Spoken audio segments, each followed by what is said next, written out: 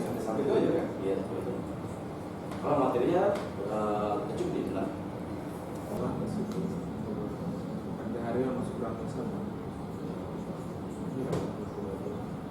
Itu berarti antara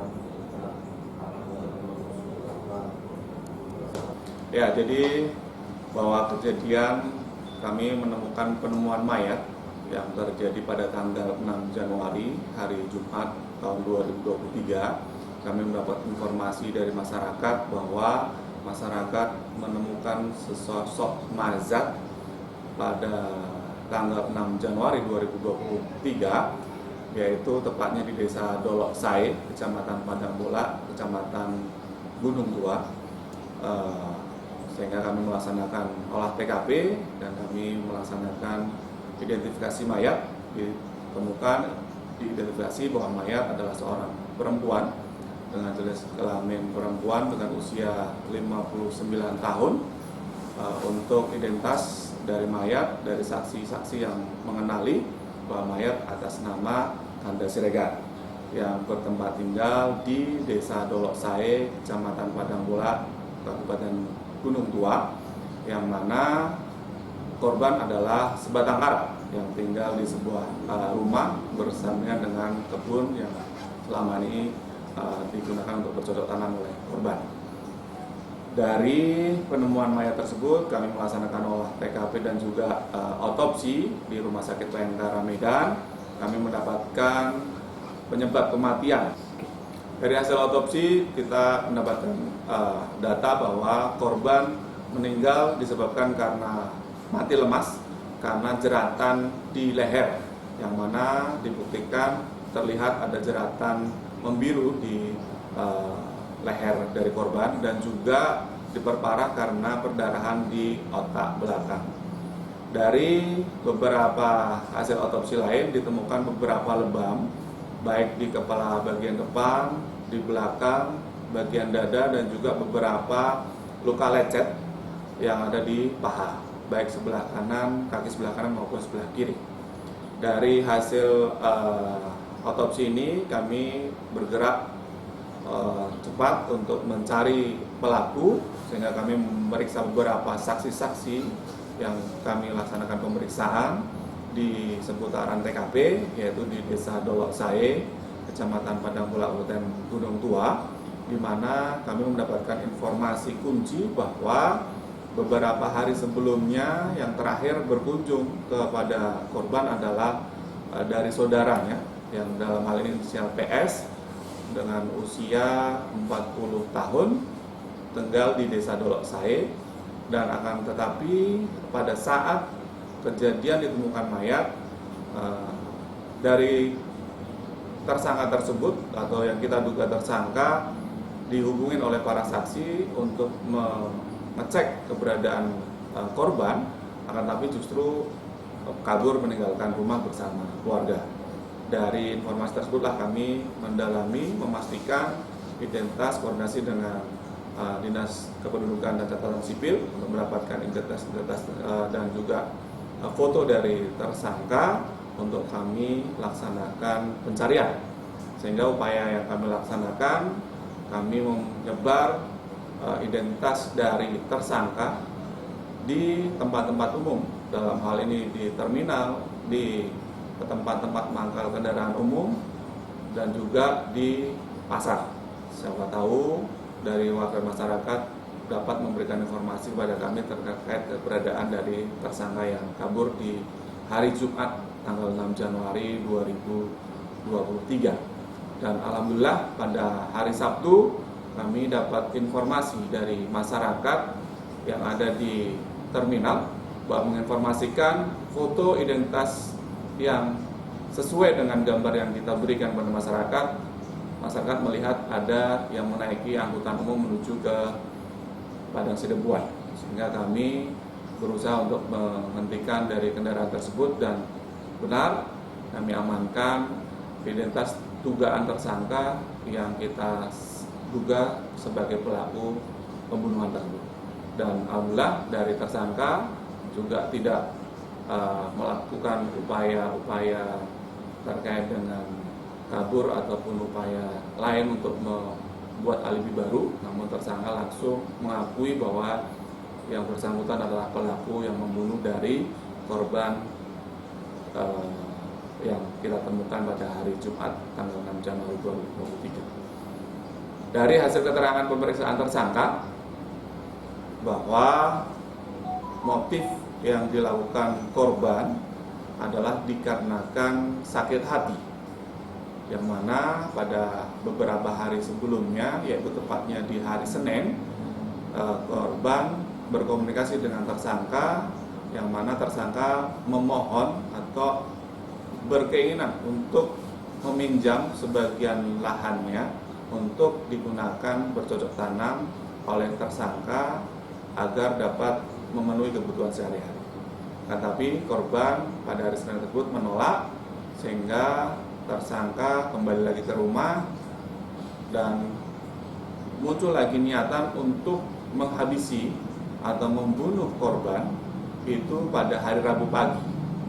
Sehingga dari tersangka menuju ke rumah korban pada tanggal hari Rabu pada tanggal 4 Januari 2023 di pagi hari dengan maksud untuk menemui korban. Akan tapi di rumah tidak ditemukan korban dan rumah korban dalam kondisi terkunci, sehingga saudara tersangka justru membongkar atau merusak grendel pintu dari rumah korban dan menemukan korban tidak ada di rumah. Akan tapi bukan meninggalkan rumah, tersangka justru mengambil barang-barang berharga milik korban, yakni ada uang tunai Rp220.000 dan juga 7 liter minyak nilam yang menurut tersangka memiliki nilai jual, sehingga barang berharga itu diambil oleh tersangka. Kan tapi tersangka tidak selesai di situ, tersangka berusaha untuk mencari keberadaan saudaranya untuk melaksanakan aksi memastikan kembali apakah diperkenankan untuk meminjam lahannya untuk digunakan bercocok tanam. Apabila tidak dipinjamkan, maka niat untuk dilakukan pembunuhan. Sehingga ketemulah dengan korban, yaitu pada sekitar hari Rabu tanggal 4 Januari 2023, tepatnya sekitar pukul 15.00 waktu Indonesia Barat, di jalan antara lahan pertanian menuju ke rumah korban. Di jalan tersebutlah langsung ditanya oleh terduga tersangka terkait dengan niatnya untuk meminjam kembali lahan pertanian yang dimiliki oleh korban. Akan tapi jawabannya tetap sama, yaitu tidak diberikan izin untuk meminjam lahan untuk digunakan bercocok tanam.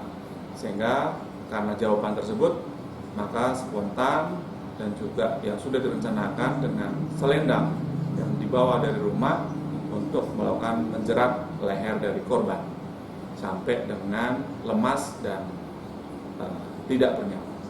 Setelah korban sudah tidak bergerak kembali, sehingga tersangka untuk memastikan dan mengamankan atas perbuatannya, tersangka menyeret dari jasad korban ini ke semak-semak yang menurut tersangka agar tidak diketahui oleh masyarakat lain.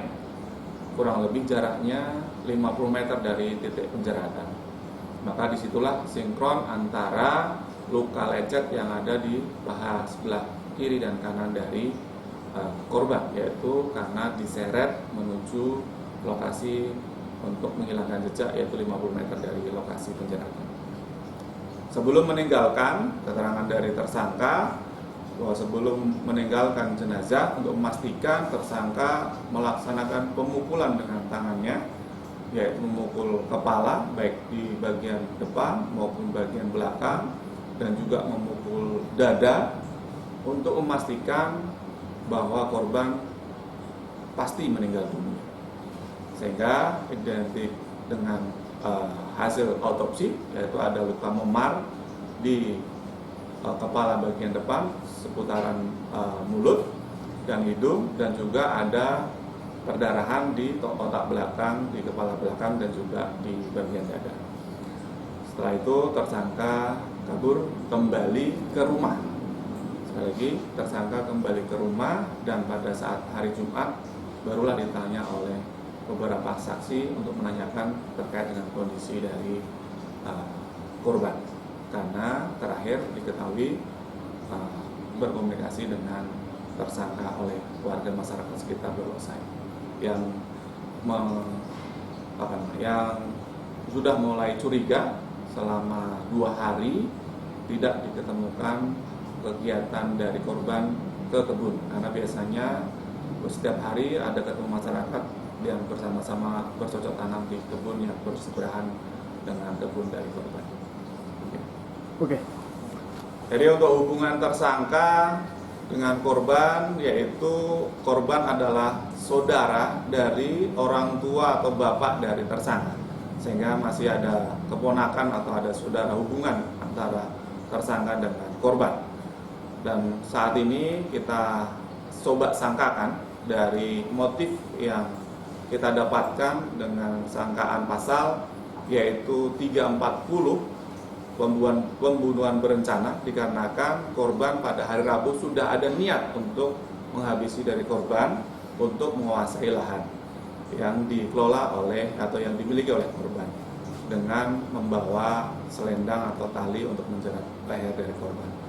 Dan kita subsidiarkan dengan pasal 338 yaitu dengan sengaja menghilangkan nyawa orang lain, yaitu dan juga kita juntokan dengan pasal 363 ayat 1 ke 5, yakni pencurian dengan pemberatan yang mana dilakukan di pagi hari, yaitu mengambil barang-barang berharga milik korban di rumah korban yang kosong dengan merusak pintu rumah dari korban. Dari pasal tersebut ancaman hukuman yang terberat adalah hukuman mati atau seumur hidup dan selama-lamanya 20 tahun dari masa kurungan.